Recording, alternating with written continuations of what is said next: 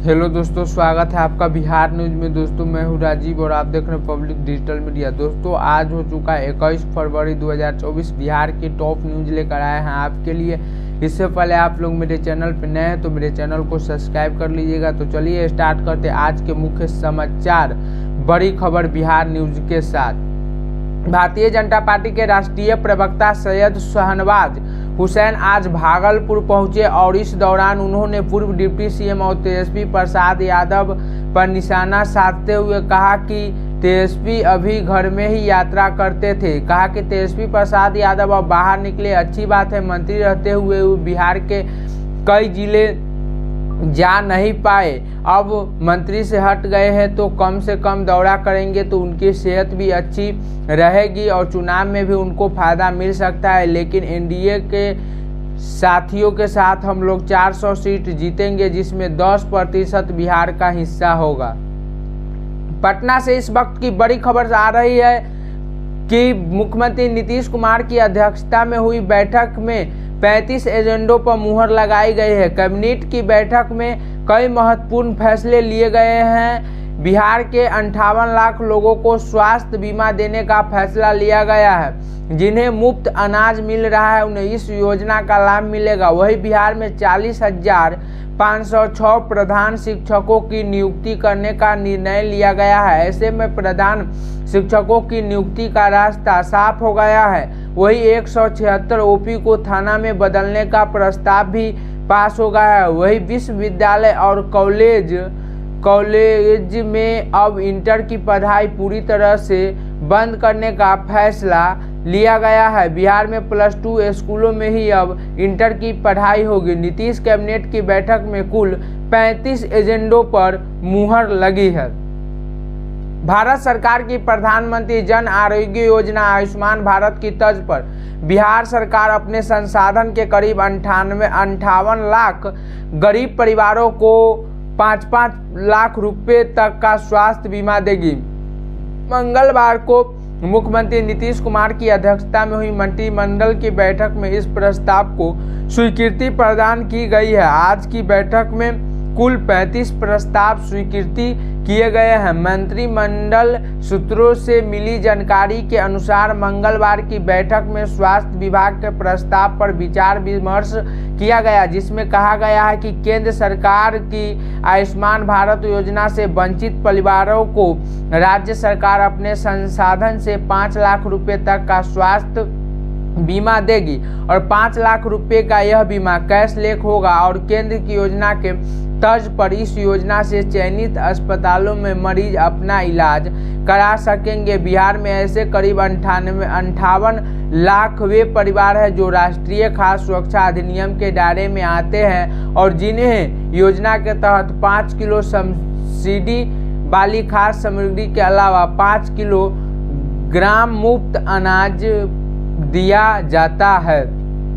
मुख्यमंत्री नीतीश कुमार के निर्देश पर राज्य के सभी विद्यालयों का समय बदल गया। इससे संबंधित अधिसूचना शिक्षा विभाग की ओर से मंगलवार को जारी की गई। माध्यमिक शिक्षा निदेशक कन्हैया कुमार श्रीवास्तव के हस्ताक्षर से जारी अधिसूचना के मुताबिक 28 नवंबर 2023 को जारी आदेश की पहली घंटी 9:30 बजे होकर और 8वीं घंटी 3:30 बजे समाप्त होती थी। अब स्पष्ट किया जाता है कि पहली घंटी 10 बजे से प्रारंभ होकर 8वीं घंटी 4 बजे समाप्त होगी। अधिसूचना के मुताबिक पहली घंटी 10 बजे से 10:40 और दूसरी 10 बजे से 10:40 से लेकर 11:20 तक और तीसरी 11:20 से 12:10 और चौथी 12:10 से 15:50 और पांचवी 1:30 से 2:10 और छठी 2:10 से 2:50 और सातवीं 2:50 से 3:30 और तथा आठवीं 3:30 से 4 बजे तक संचालित होगी। विभाग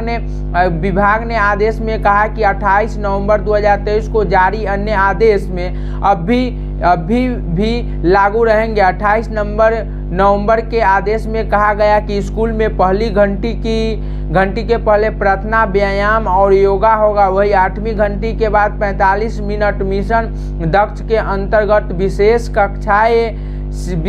शिक्षाएं चलेगी। इसके बाद शिक्षक मिशन दक्ष के बच्चों का प्रोफाइल तैयार करेंगे। भाजपा के प्रदेश प्रवक्ता मनोज शर्मा ने कहा कि अनजाने में ही सही लेकिन तेजस्वी यादव ने स्वीकार किया है कि राजद माई बाप की पार्टी है। तेजस्वी यादव की विश्वास यात्रा और वह उपलब्धियों के बारे में मनोज शर्मा ने कहा कि वे अपने कामों को एडिट करके बताते हैं। उनको उन तमाम कामों को बताना चाहिए जो उन्होंने और उनके परिवार ने किए हैं। उन्होंने आगे कहा कि तेजस्वी यादव को बताना चाहिए कि उनके पास यह कुल संपत्ति कैसे आई, उन पर सीबीआई, ईडी, आईटी के छापे क्यों पड़ते, उनके माता पिता बहनों पर गिरफ्तारी की तलवार क्यों लटकी हुई है। यदि तेजस्वी प्रसाद यादव जनता के बीच जा रहे हैं तो खुलकर अपने दिल की बात जनता के सामने रखे और सच बताए। मंगलवार को विधानसभा की दूसरी पाली शांतिपूर्ण तरीके से चल रही थी। अचानक भाजपा विधायक कुमार सरेंद्र के बयान पर हंगामा मच गया। आसन पर बैठे विधानसभा उपाध्यक्ष महेश्वरी हजारी भी दंग रह गए। सत्ता पक्ष और विपक्ष के कई माननीय तैश में आ गए और एक दूसरे की हद दिखाने लगे, औकात भी बताने लगे। कुछ ने तो बाहें भी चढ़ा ली और उंगलियां दिखाते हुए एक दूसरे को चेताने धमकाने लगे। यह हाई वोल्टेज ड्रामा 10 मिनट तक चला। नीतीश कुमार बेहद दबाव में है। बिहार में उनकी पार्टी तीसरे नंबर की पार्टी बन चुकी है। इस पीड़ा को वे सह नहीं पा रहे हैं, इसलिए वे बिहार विधानसभा भंग कराकर लोकसभा चुनाव के साथ ही विधानसभा चुनाव कराना चाहते हैं। यह दावा आज आरजेडी नेता और बिहार के पूर्व उप मुख्यमंत्री तेजस्वी प्रसाद यादव ने किया है। तेजस्वी प्रसाद यादव ने आज से ही जन विश्वास यात्रा शुरू की है और इस दौरान उन्होंने जगह जगह लोगों को संबोधित किया। बिहार विधानसभा में नेता प्रतिपक्ष तेजस्वी प्रसाद यादव आगामी लोकसभा चुनाव से पहले जनता का दिल जीतने के लिए जन विश्वास यात्रा पर तेजस्वी प्रसाद यादव 11 दिनों में 38 जिलों का दौरा करेंगे और जनता से सीधे मुखातिब होंगे। इसी क्रम में आज उन्होंने अपनी यात्रा की शुरुआत मुजफ्फरपुर से की है और हुंकार भरी है। जन विश्वास यात्रा से पहले ही समाप्ति पर तेजस्वी यादव ने कशिश न्यूज से बात की और इस दौरान तेजस्वी प्रसाद यादव ने मुख्यमंत्री नीतीश कुमार पर तीखा निशाना साधा और कहा कि बिहार के स्थायित्व चाहिए, लेकिन ये तो मुख्यमंत्री ही बताएंगे कि आखिर उन्होंने क्यों पाला बदल दिया। अगर स्टेबिलिटी नहीं होती तो फिर बिहार का विकास संभव नहीं है। आरजेडी नेता और पूर्व डिप्टी सीएम तेजस्वी प्रसाद यादव अब चुनावी मोड में आ गए हैं और काफी सक्रिय दिख रहे हैं। उन्होंने मंगलवार 20 फरवरी को मुजफ्फरपुर से जन विश्वास यात्रा की शुरुआत कर दी है। इस दौरान भारी संख्या में लोगों की भीड़ जमा हुई। इतनी संख्या में जन सैलाब को देखकर आरजेडी ने इसे जन क्रांति की नींव बताया है और अपनी यात्रा के दौरान बिहार विधानसभा में नेता प्रतिपक्ष तेजस्वी यादव ने प्रदेश की नीतीश के नेतृत्व वाली सरकार के खिलाफ हुंकार भरी है।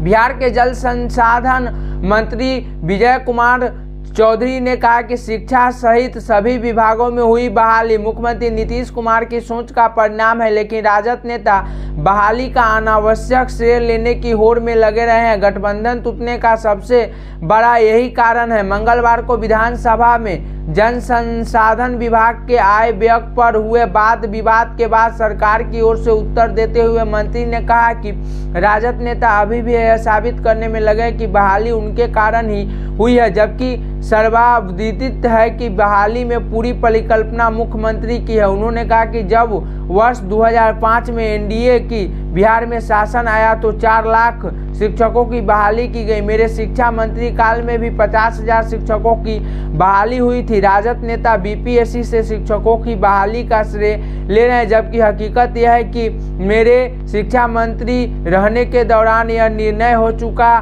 था कि शिक्षकों की बहाली बीपीएससी से कराई जाएगी। और आपका क्या राय है आप लोग हमें कमेंट बॉक्स में बता सकते हैं। चैनल पे नए आए हैं तो चैनल को सब्सक्राइब कर लीजिएगा और आप अपना राय हमें कमेंट बॉक्स में बता सकते हैं। वीडियो देखने के लिए धन्यवाद।